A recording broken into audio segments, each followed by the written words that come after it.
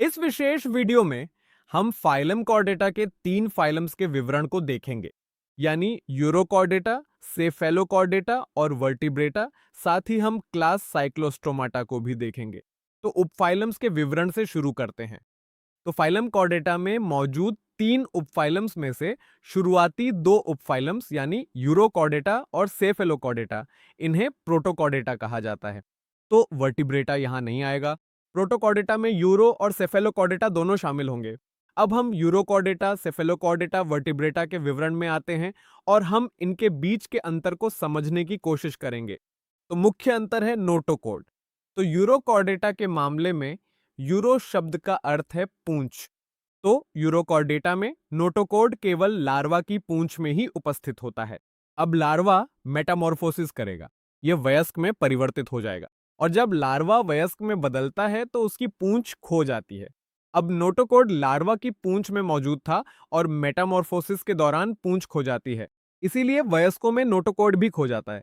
इसीलिए हम कहते हैं कि नोटोकॉर्ड केवल लार्वा की पूंछ में मौजूद होता है और मेटामॉर्फोसिस के दौरान पूंछ के गायब हो जाने पर वयस्कों में नोटोकॉर्ड अनुपस्थित रहता है। तो इस विशेष प्रकार के मेटामॉर्फोसिस में हम स्पष्ट रूप से देख सकते हैं कि नोटोकॉर्ड जैसी उन्नत विशेषता खो जाती है। और यदि मेटामॉर्फोसिस के दौरान उन्नत विशेषता खो जाती है तो हम इस मेटामॉर्फोसिस को रेट्रोग्रेसिव मेटामॉर्फोसिस कहते हैं। तो यूरोकॉर्डेट्स रेट्रोग्रेसिव मेटामॉर्फोसिस दिखाते हैं। इसके बाद अब आवास की बात करें तो यूरोकॉर्डेट्स पूरी तरह से समुद्री होते हैं। इनका उत्सर्जी अंग न्यूरल ग्लैंड होता है और यूरोकॉर्डेट्स के 3 उदाहरण हमें देखने हैं। ये 3 उदाहरण हैं डोलोलियम, एस्किडिया और साल्पा। अब जो चित्र हमें देखना है वह एस्किडिया का दिया गया है। यहां एक और बात ध्यान देने योग्य है कि यूरोकॉर्डेट्स को ट्यूनिकाटा के नाम से भी जाना जाता है। अब इन्हें ट्यूनिकाटा इसलिए कहा जाता है क्योंकि इनके चारों ओर ट्यूनिसिन जैसी संरचना होती है और इसी वजह से ट्यूनिकाटा शब्द आया है। अगला सबफाइलम है सेफेलोकॉर्डेटा। यहां सेफेलो शब्द सिर के लिए है और इसी कारण इनमें नोटोकॉर्ड सिर से पूंछ तक उपस्थित रहती है और नोटोकॉर्ड जीवन भर बनी रहती है। इसका मतलब है कि नोटोकॉर्ड इनके पूरे जीवन काल में उपस्थित रहती है, यहां तक कि वयस्कों में भी यह मौजूद रहती है। आइए इस मामले की तुलना यूरोकॉर्डेट्स से करते हैं। तो यूरोकॉर्डेट्स के मामले में नोटोकॉर्ड लार्वा की पूंछ में मौजूद थी लेकिन वयस्कों में अनुपस्थित थी। लेकिन इस मामले में पूरे जीवन काल में नोटोकॉर्ड उपस्थित रहेगी। जहां तक आवास की बात है वहां भी यह पूरी तरह से समुद्री है। यहां भी यह पूरी तरह से समुद्री है। इनका उत्सर्जी अंग प्रोटोनाफ्रिडिया या फ्लेम सेल्स होते हैं। तो ये वही उत्सर्जी अंग है। प्लेटीहेल्मिन्थीज में जो पहला उत्सर्जी अंग आया था वही विशेष संरचना सेफेलोकॉर्डेटा में फिर से दिखाई देती है। उदाहरणों की बात करें तो एक उदाहरण है, इसी जीव को ब्रांकियोस्टोमा कहा जाता है। इसका दूसरा नाम एम्फियोक्सस है। इसे लांसलेट भी कहा जा सकता है। तीसरा सबफाइलम वर्टिब्रेटा है। अब वर्टिब्रेटा के मामले में नोटोकॉर्ड केवल भ्रूण अवस्था में उपस्थित होगी, लेकिन वयस्कों में यह नोटोकॉर्ड वर्टिब्रल कॉलम द्वारा प्रतिस्थापित हो जाएगी। इसका मतलब है कि भ्रूण में नोटोकॉर्ड होगी और वयस्कों में वर्टिब्रल कॉलम होगी। अब यह वर्टिब्रल कॉलम उपास्थीय कार्टिलेजेंस भी हो सकती है या अस्थीय हड्डी की भी, लेकिन इस विशेष मामले में कुछ अपवाद भी मौजूद हैं। तो हमें जो मूलभूत अंतर समझना है वह इन तीनों स्थितियों में नोटोकॉर्ड के बारे में है। एक्सक्रेटरी अंग की बात करें तो किडनी दोनों ही कार्यों के लिए उपस्थित होती है, मूत्रोत्सर्जन और अस्मारूपता ऑस्मोरेगुलेशन के लिए। वर्टिब्रेट्स के मामले में एक वेंट्रल मांसल हृदय उपस्थित होगा जो 2, 3 या 4 कक्षों वाला हो सकता है। साथ ही जोड़े हुए उपांग पेड अपेंडेजेस भी होंगे।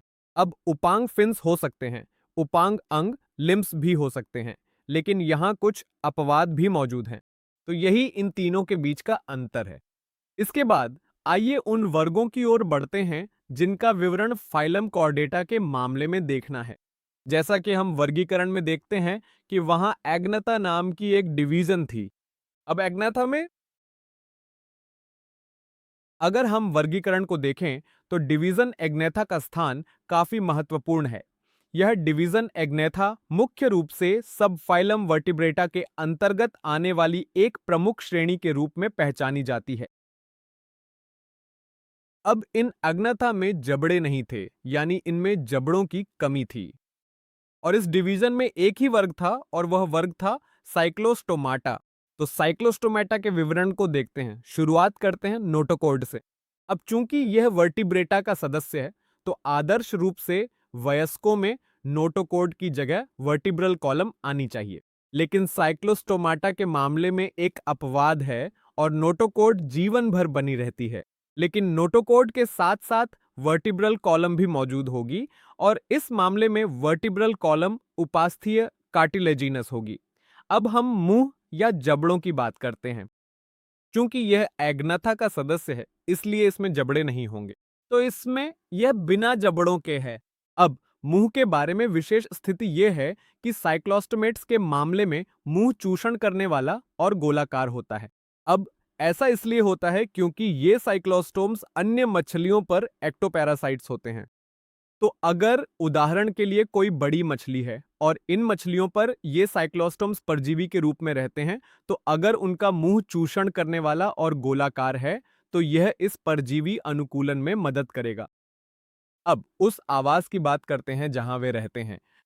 तो ये मछलियां समुद्री होती हैं, मुख्यतः समुद्री, इसलिए ये महासागरों या समुद्रों में रहती हैं। लेकिन अंडे देने के लिए, जिसे स्पॉनिंग कहते हैं, वे मीठे पानी की ओर जाती हैं। तो आइए इस विशेष मामले को समझते हैं।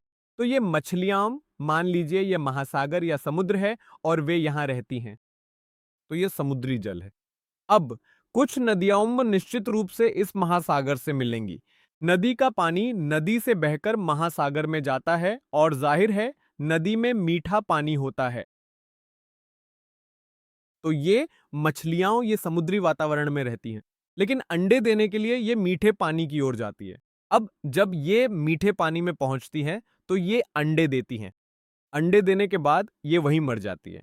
तो ये वयस्क मछलियां वापस नहीं लौटती। ये नदी या मीठे पानी में मर जाती हैं, लेकिन उनके अंडे वे लार्वा में परिवर्तित हो जाते हैं। लार्वा वयस्क बन जाते हैं और वे लार्वा वयस्क बनने के बाद फिर से समुद्री पानी में लौट जाते हैं। तो इसी तरह इनका जीवन चक्र चलता रहता है। तो हम कह सकते हैं कि तो इस विशेष मामले में, जैसा कि हम बात कर रहे हैं, ये समुद्री हैं, लेकिन प्रजनन या अंडे देने के लिए मीठे पानी में प्रवास करती हैं। अंडे देने के बाद वे कुछ ही दिनों में मर जाएंगी, लेकिन उनके लार्वा वयस्क बनने के बाद फिर से समुद्र या समुद्री जल में लौट जाएंगे, और इसी तरह उनका जीवन चक्र चलता रहता है। इसके बाद अगर हम इनके शरीर की बात करें, तो हम चित्र में साफ देख सकते हैं कि इनका शरीर लंबा होता है और साइक्लोस्टोमाटा के मामले में जोड़ीदार पंख अनुपस्थित होते हैं। तो इनमें जोड़ीदार पंख नहीं होते हैं। अगर हम स्केल्स की बात करें, तो साइक्लोस्टोमाटा के मामले में स्केल्स भी अनुपस्थित होते हैं। अंत में अगर हम गिल स्लिट्स की बात करें, तो यहाँ 6 से 15 जोड़े होते हैं। तो साइक्लोस्टोमाटा के मामले में गिल स्लिट्स की संख्या 6 से 15 जोड़े होती है। अब हमें दो उदाहरणों के बारे में बात करनी है। पहला उदाहरण पेट्रोमाइजोंट है, जिसे चित्र में दिखाया गया है। इसे सामान्यतः लैम्प्रे कहा जाता है। दूसरा है मिक्सिन, और इसे हैगफिश कहा जाता है।